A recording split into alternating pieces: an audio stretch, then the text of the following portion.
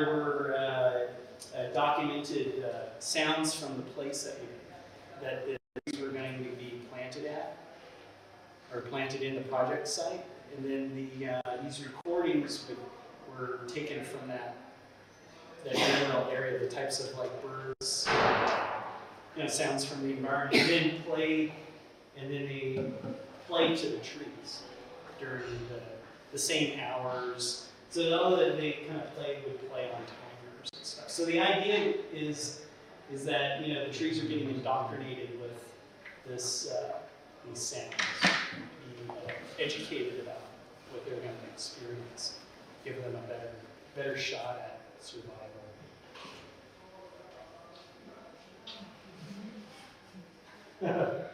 So then, of course, then we had to have these, which were kind of coined as these womb kind of inventions. And basically, before the seeds were germinated in the project, they needed to be housed in these kind of womb-like inventions, and these were called reconstruction modules.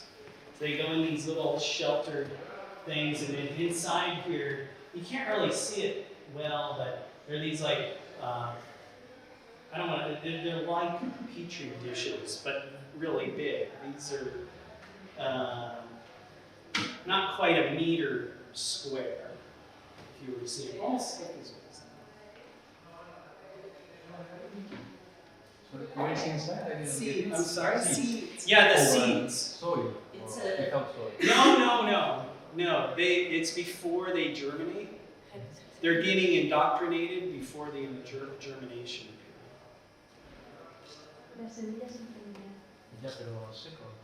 No, just dry. Yeah.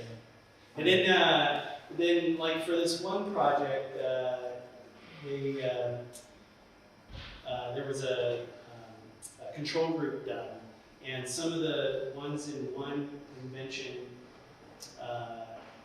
they were separated. But what happened was they were put in a freezer. They had to go through a freezing process for germination and change it. Yeah. Anyway, so then the next one. This is another image of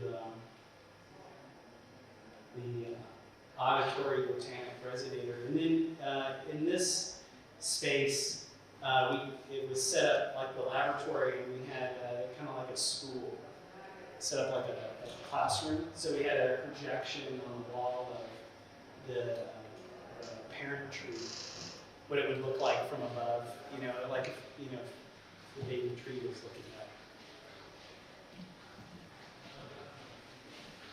up. And then here, what happens is before the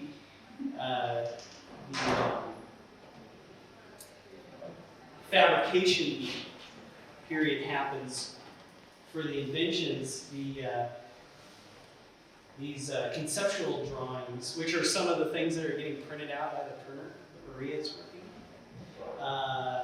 These are the concept drawings for what the invention is going to do. And this is actually one for OPAC, the Ocular Projected Auditory Constructor. So,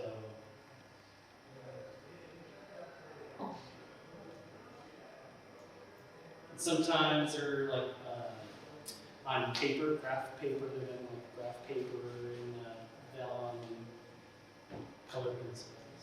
Here's another one. This one's on vellum. And then in the background, some of the inventions, some of the theories that are being used in the project is that there was actually storytelling. Like when we tell stories to a child, that part of the theory is that because part of the concept is that it's human nature being put onto nature. Is that so? A lot of times there's narrative, like storytelling in a way done, but it's the stories are taken from field guides. Like in America, we have for a lot of the parks, we have these guides, and when you go to the park, you read a guide, and it tells you what you're seeing. So what we've done is, in the project, is there's these, we take sections of it that's relative to the specific specimen that we're indoctrinating. Does that make sense? Sorry? Is that cool? Yes. What's that? Oh, there we go. Okay. Here's another one. This is another invention that was being used called the Ocular Botanic Auditory Constructor. And it was in that other, that same space that was more like a classroom, set up like a classroom. And it had a chalkboard painted walls. And so we did, specimen diagrams to teach also. And this invention originally didn't have these large speakers. You could see it was called ocular, which had more of a sight. And it had a large video monitor up here, but right during the beginning of the show, it blew up. So we couldn't get a new video monitor built for it, so we changed it to an auditory invention.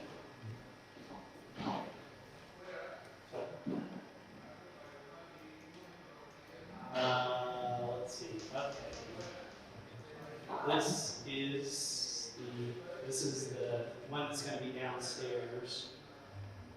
This is at Stephanie Marks in New York, and this is the.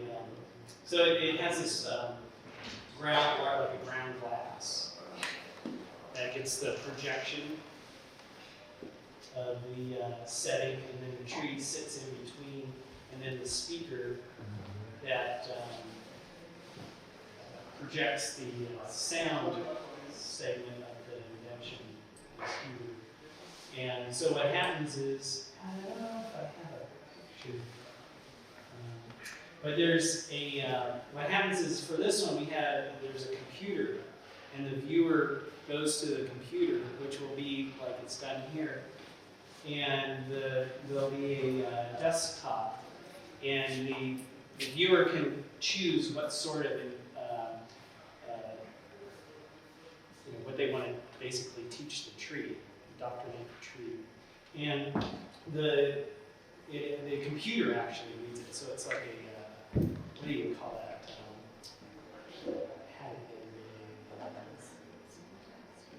I'm sorry?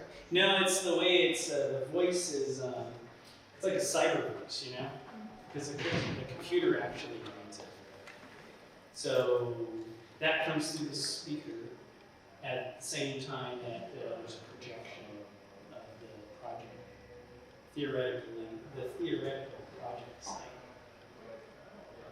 And then there's another view of it.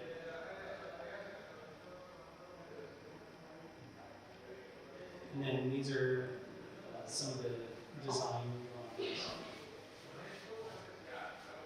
This is a larger one. Plus, it kind of plays with some of the drawings, incorporate some of the theory behind what the invention is going to supposedly do. Yeah, this one has it's all auditory. So it has an image of the ear as one of the layers in the bottom.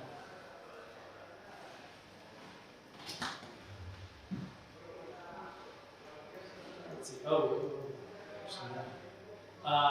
Let's see. This is an outdoor project that was done in downtown San Francisco, and it's kind of hard to see, but basically there's a building here and a building here, and there's this huge open lot. So we were able to use the space. The project was able to use the space to demonstrate some of the later inventions, and these are called TESI units. They're the triple sound educators, and they were fabricated to kind of look like parent trees with these limbs.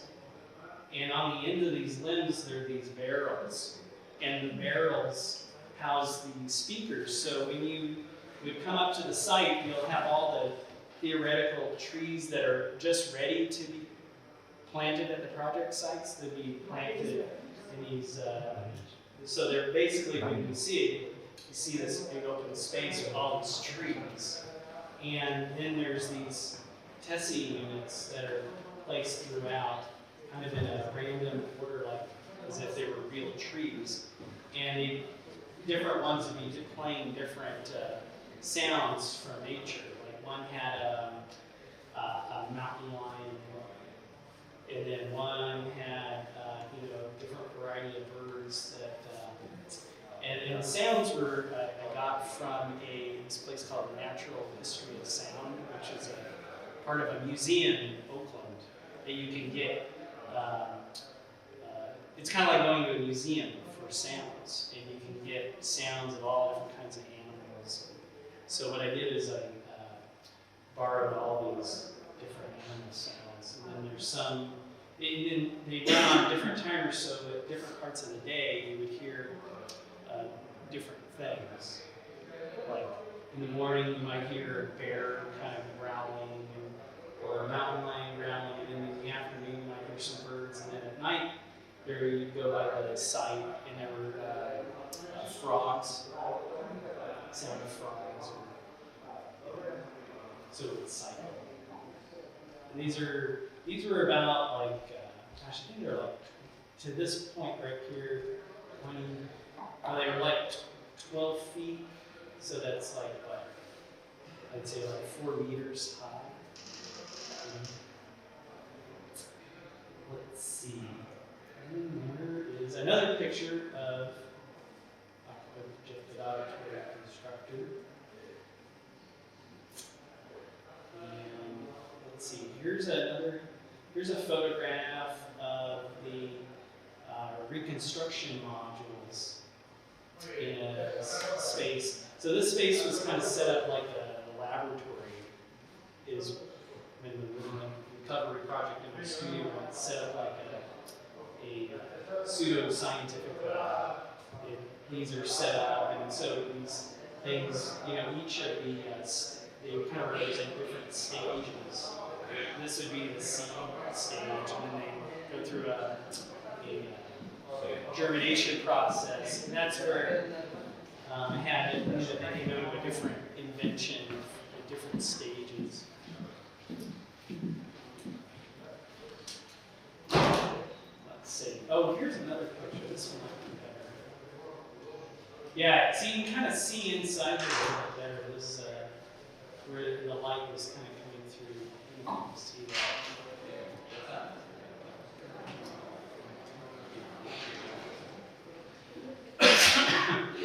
But that's all the pictures I got on there. There's pictures on the action. Oh, yeah. So then I did bring a CD, but does anybody got a Vamos rápido a batería, que ya se va a acabar. Entonces,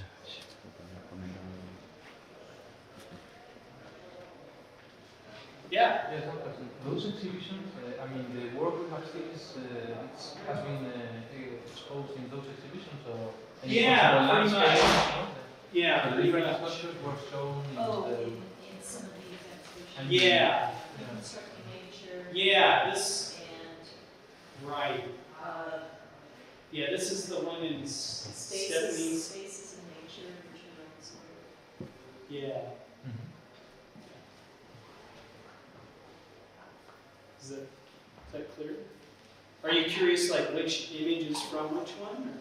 Yes, I mean, Oh, okay. for example, landscapes. Yeah.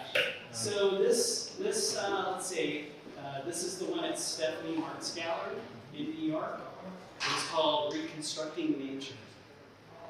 And so the pictures, let's see, there was this one. So this was a kind of a view out of her, there was like an office space that she had. So this is like looking out of her office. And let's see, find another. This is a view right here.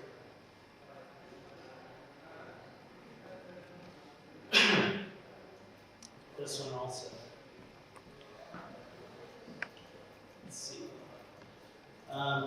this image and this one right here was at a place called, I guess I don't have that on here. It's called, it's a place called Center for the Arts. It's in a place called Yerba Buena Gardens. It's in downtown San Francisco, and they do contemporary exhibitions. Let's see.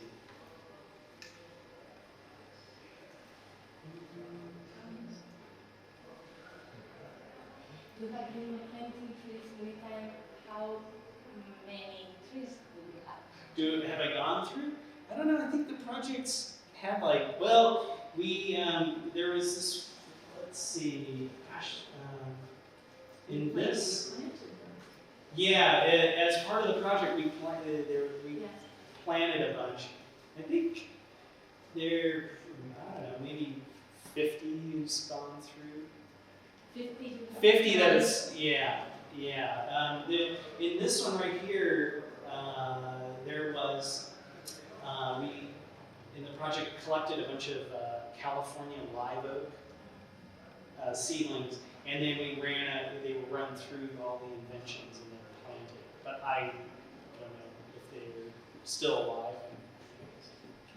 I haven't gone back to check.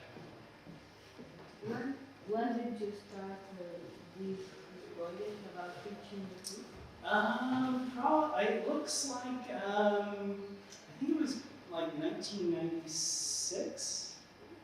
I started playing around with the concept of, man versus nature, and then trying to figure out how I wanted to think about that.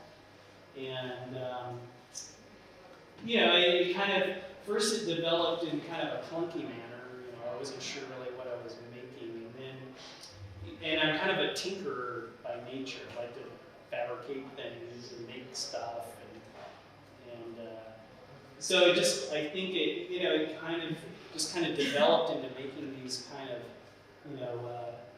invention things, and then came up, and then developed the idea more about, doing this kind of like pseudoscientific project of like, pretending that I'm going to change nature. Did they live? I'm sorry? Did they learn something? Do they learn something? I have no idea. I mean, it's more of it's about a critique on technology. I mean, I'm sure there's some evidence either way. And you use this tales of your grandmother? I'm sorry? Yeah, grandmother's stories. Oh! Somewhere you used your Yeah, a lot, in some real early work, I was using some of my grandmother's storytelling. Not any. with this. Nah, that was some older It was stuff. But early, kind of but it did, help develop into what this is. Because in a way, you make a question about education. Yeah, sure. Yeah, I still have those tapes. Because she would talk about nature and her perception. Yeah, I don't have any pictures of that. Some of those works I had done were large photo kind of murals that were combined with different photographs that were on the wall. And for I think that one piece that you were talking about, we'd come up to it, and it was like a large grid of photographs of nature, some kind of macro, micro images, and then you would put on headphones, and she would be, I had her telling stories about experiencing nature and stuff. Things that I remember, got her to tell me that I remember her saying when I was growing up. But it definitely is influence. Couldn't have gotten here without that. So, yes. let's just say, do the trees and species you use have something in common with the place you share? That was the theory, yeah. I mean, Yeah. for example, in San Francisco is different flora than Yeah. New York. Yeah. Well, the idea was to pick a site and then collect sounds from that site. And the tree species would be native to that site.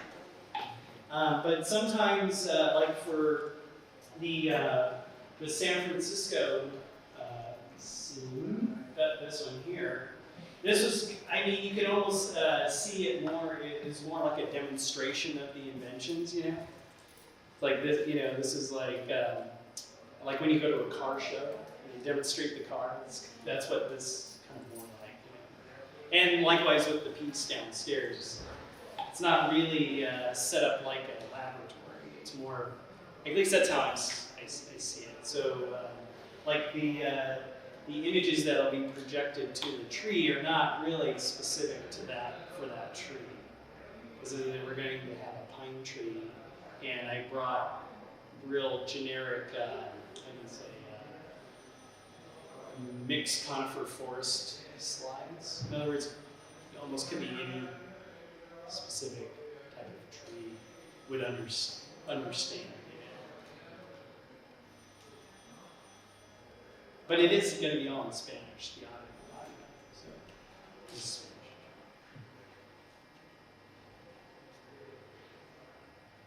Spanish. Should I try and get this going?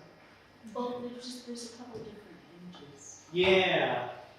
So this is kind of tilted. What if it's kind of straight? Maybe you should help me. And then do I leave this?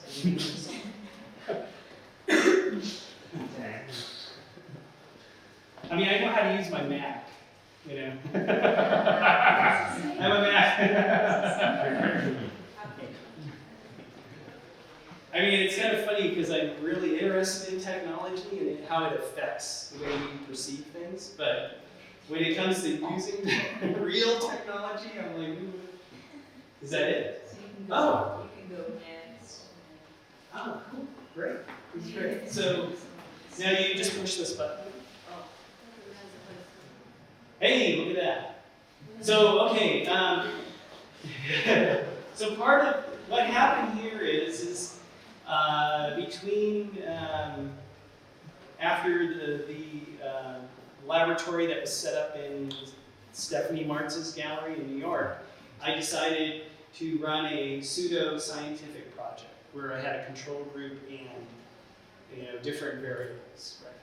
So this is the scientist, me dressed up like a scientist, and I got a large burl.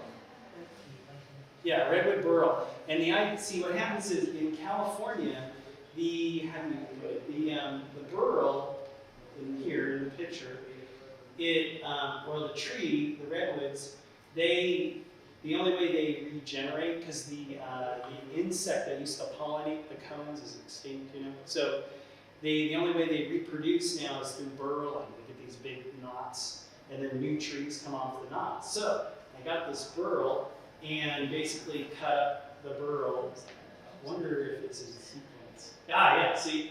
And so I cut up the burl with the saw, and then made, then I took each part of the burl and made that a different variable in the project. And then I documented that, them growing in these inventions. One had sound.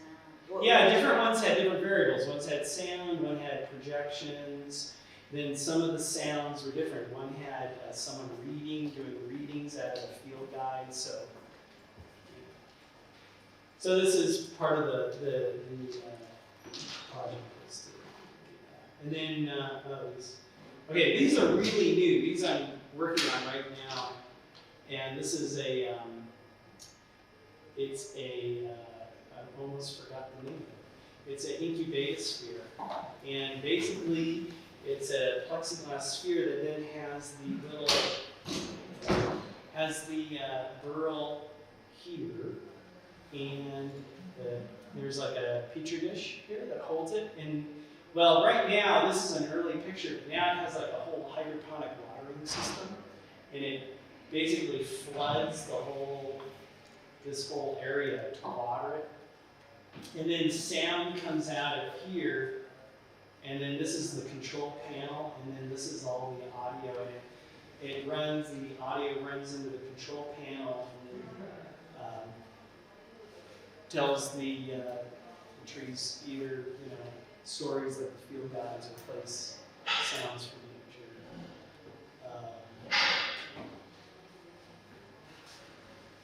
Let's see, that's another drawing.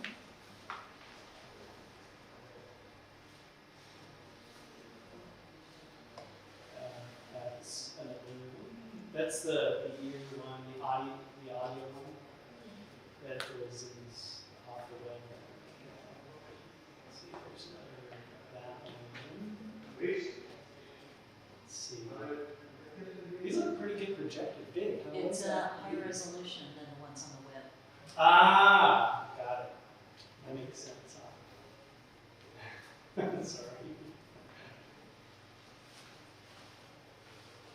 Oh, hey, look at that. I didn't know that was on there. That's great. So this is a piece that's kind of different than the Woodland Recovery Project. This is down in Pasadena, and I was commissioned basically to do this outdoor sculpture. This was in October, and it's like this big shopping mall, and it's I don't know if any of you know like that area, Los Angeles, Pasadena. It's kind of a she kind of Soho kind of area. It's getting kind of that way, And so, and it's all about consumption. Everybody, you go there to spend money, and it's really ill. It's very kind of awful.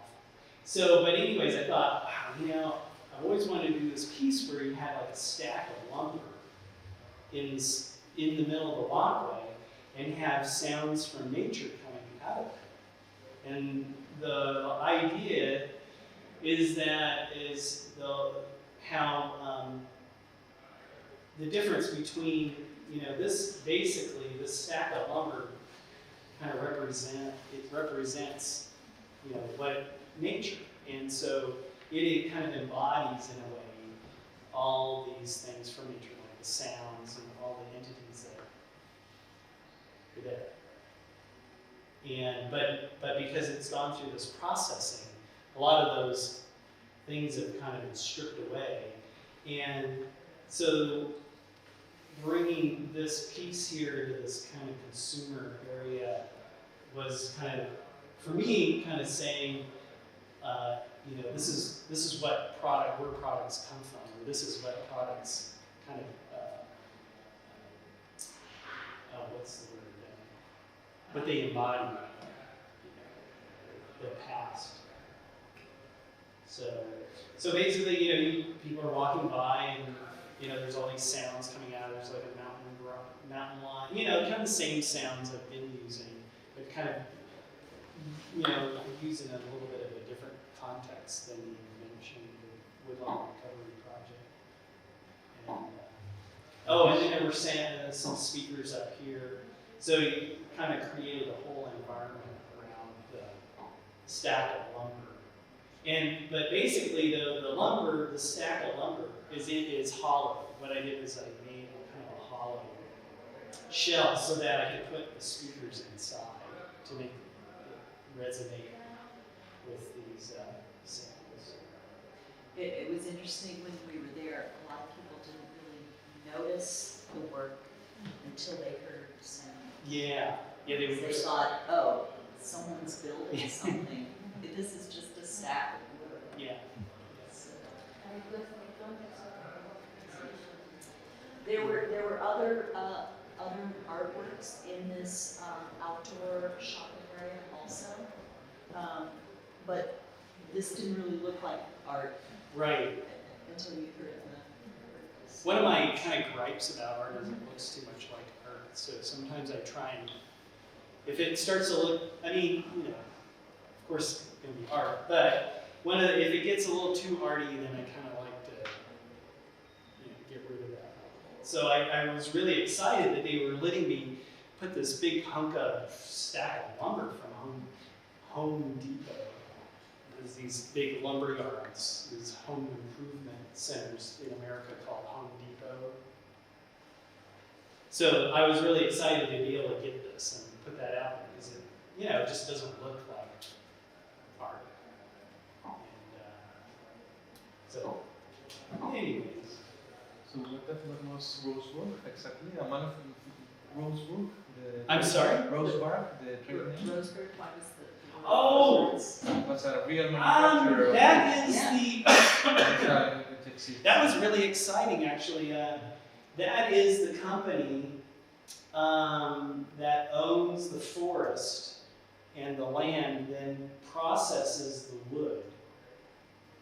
Forest products. Yeah. Quality you can see. Yeah, and so they have the ownership of all of that, and they process the lumber. So when I was at the lumber yard, I just hadn't thought about it. I was standing there and I saw this fresh stack up in this loft of all the lumber, and I was like, oh my God, that is so perfect.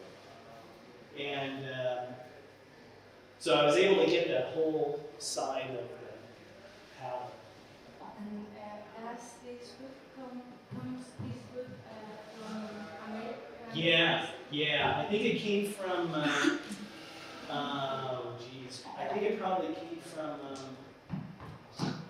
the Northwest, someplace, part of Washington, or maybe even Canada or something like that. I think it's the type of wood is, I'm sorry? Yeah, probably maybe Oregon. It is probably some, I think it's spruce or Doug fir. It's really hard to tell the species at that point. It's pretty processed to have the identity, which is another thing that I thought is really interesting about that is the loss of the identity of the wood. And so putting the sound with it kind of maybe brings some of that to it. Here's one you haven't seen. I really like these a lot. These are really great. These are called the tabbies, and they're the tri-auditory botanic inductors. And same process, procedural thing that happens is the trees inside, and then the sound would come out of this cassette recorder and through the control panels, and then play in this kind of surround sound environment. Let's see. This is a good one. This was down in the Armory Center for the Arts. A place like this. It was in an old garrison. They had got this whole armory, like an old military garrison, and they built it into a gallery space. And so I had two of the tri-auditory botanic inductors and set it up like we're going to do downstairs, like a kind of theoretical, kind of like a demonstration of the inventions and how they work. And so the inventions are set up, and then the control panels here, and then all the wiring and stuff goes up. And same, sounds for nature, indoctrinating the tree. See, that's outdoor. Here's one here. Another of the Tessie units that try.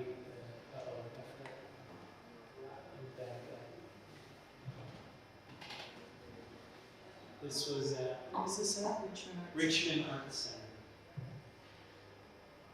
And then these were redwood trees here. And I think these were, they were I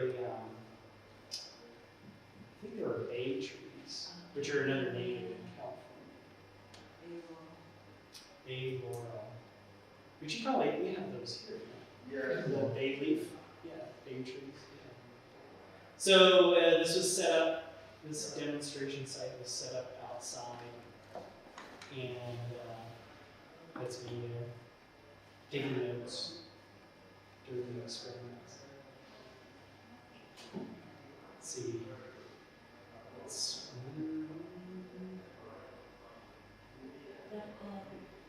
Yes. So your work about criticism only, because I think there is some ambiguity in these works, because on one side is criticism of education, technology, and all this, and anthropocentrism, but on the other side, I think it's something even tender in there. It's like a little and weak babies that we are trying to help, and something nostalgic about return to nature, to not only to teach but to help nature and trying to understand again.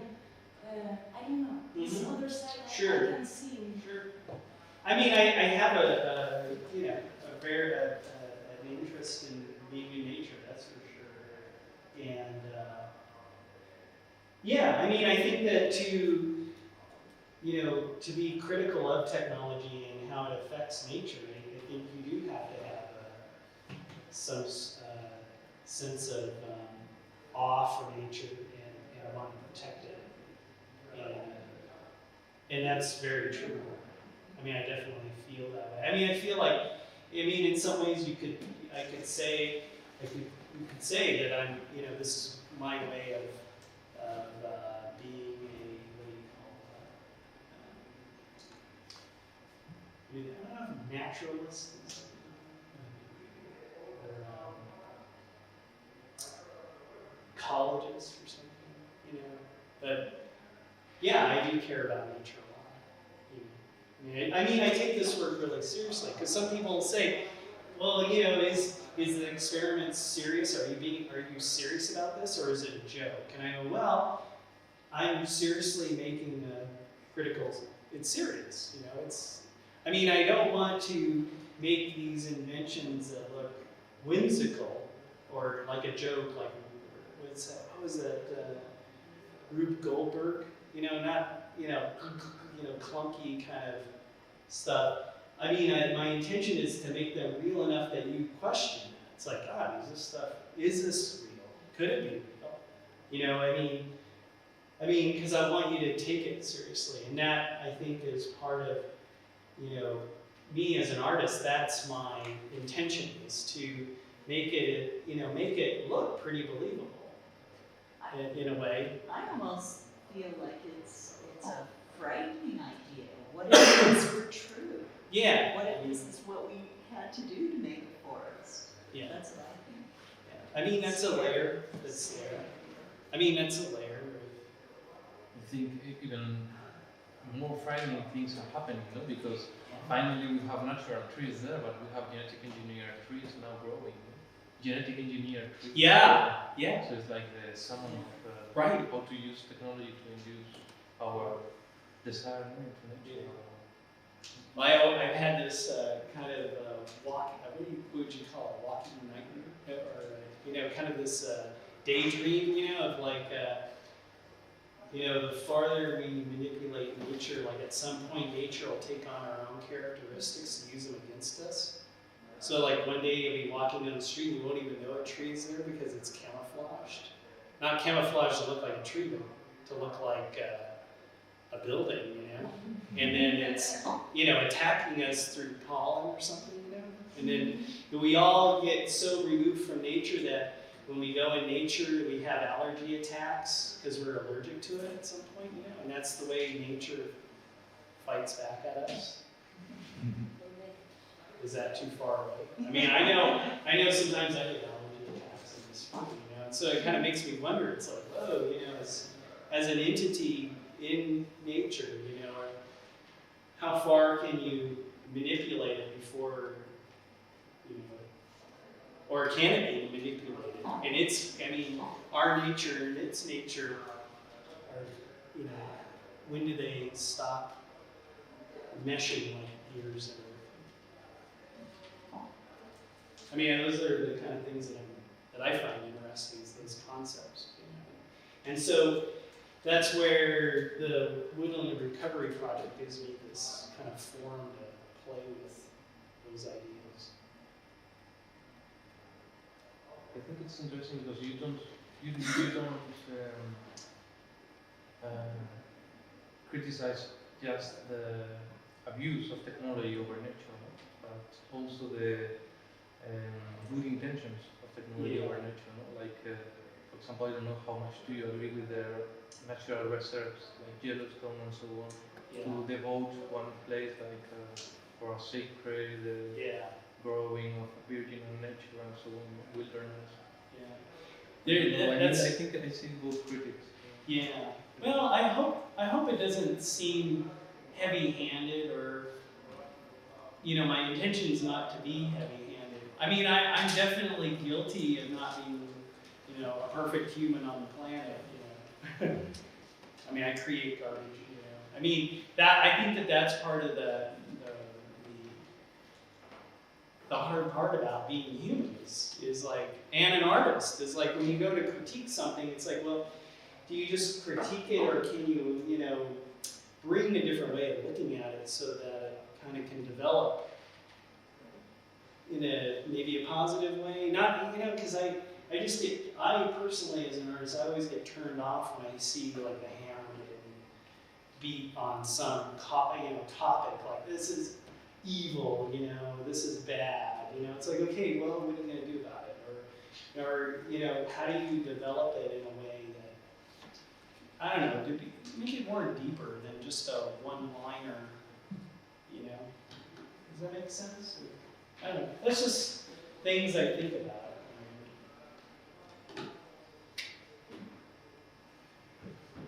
So, I've run out of things to show you. Sorry, talking too much. No, it's fine. It's good. It's good because it makes me, you know, think about it. You know, makes me make sure I know what I'm doing. You know, nobody asked me what I was doing, I might not know what I'm doing. I mean, you know, as an artist, sometimes you get very insulated in your little space. You know, you're making stuff and you think it reads one way. Sometimes it reads something different. If you never talk to anybody, how do you know what it's reading? How much do you agree with the radical defense of nature, like Earth First or John Sersan, before him? Stance? I think it's pretty heroic to put your life on the line for stuff like that. I mean, I'm volunteering for the Sierra Club to take people into the wilderness. If you go, if you go to your computer, I wonder if you could do it here. Can you help me? Well, anyways, if you go online and you punch in Sierra Club, the Sierra Club has always been famous for taking people into nature, you know, doing those trips. So I'm leading a national trip next year. It's a 7-day backpacking trip out in the Sierras in California. So, you know, it's kind of my way, another way of making this statement about nature, to share how I see it and stuff.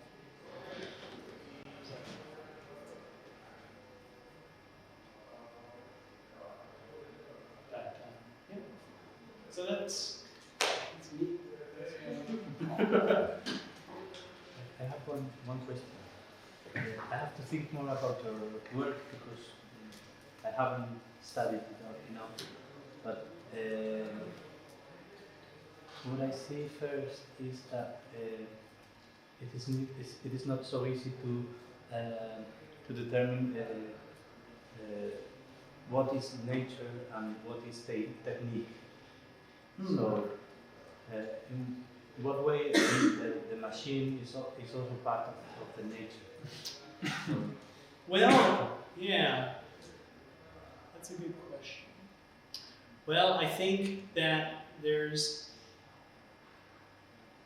And if I'm understanding the question, I kind of think that there's a nature to everything. Like,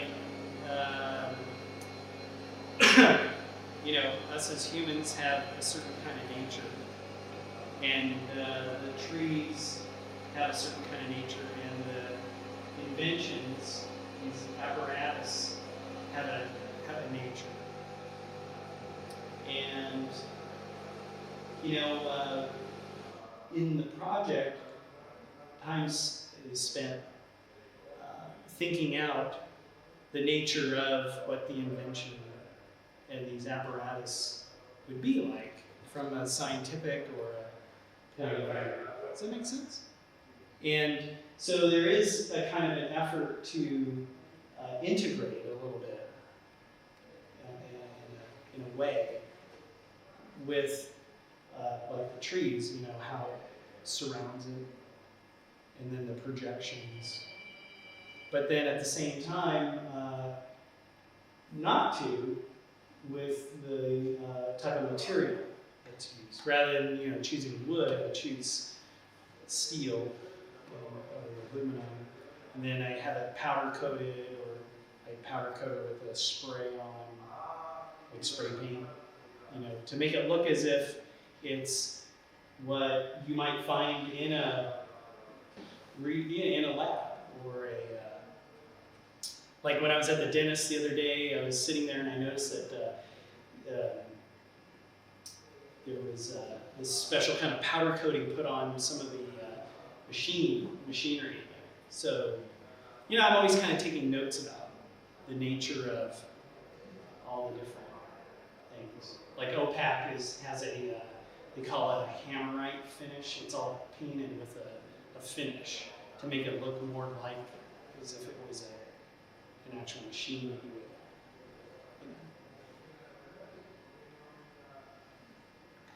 So that's kind of the nature of these things. I mean, I'm always kind of looking at stuff that way. Sometimes I get real excited when I see, you know, if I walk into a building that's halfway built and you see all the conduit and stuff, I'm always thinking of like, gosh, how does all that being designed, you know, like how the conduit runs, and, you know, like, well, how do they design the framing to hold all that? Because that's kind of the language or the nature of what I'm using there. Like in this image here, I ran, like instead of like, theoretically, you could probably have just taken speaker wire and just ran it over to the roof and then put it in the building.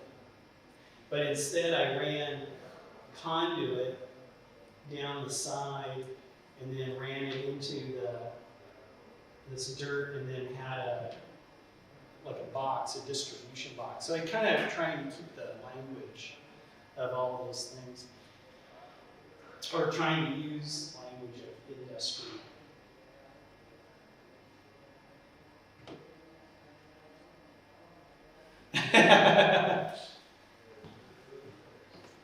So yeah, it's entertaining myself. Keep myself busy. Like I really like these boxes down here. It's very, very odd looking. Where everything plugs in. We don't have, that doesn't exist in the United States. They're very different. Those are really kind of cool. You know, where everybody plugs their cords in. It's like a very odd aesthetic. I find that. You know, I mean, you know, it's the language. Anyways. Thank you. Does that help or make things more difficult? Makes it more confusing?